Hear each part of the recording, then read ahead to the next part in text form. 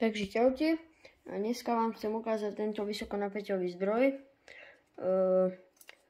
Je tam stmievač na svetla, vypínač, kondenzátor a indukčná cievka. Funguje to tak, že keď zapnete vypínač, tak sa to celé zapne. A tento stmievač je triakový stmievač, to znamená, že je tam triakový spínač, ako keby, neviem, ako to povedať, vo vnútri.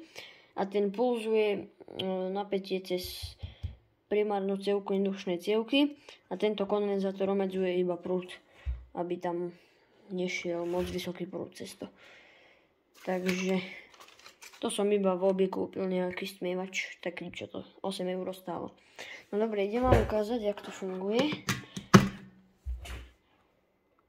Toto je asi na najvyššom výkone, ako ho môžem dať.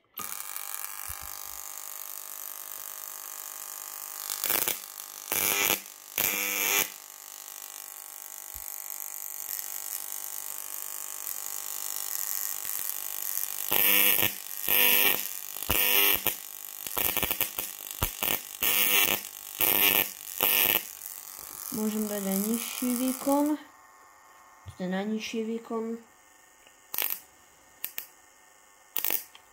Teraz dáme asi najvyšší výkon, ako môžem.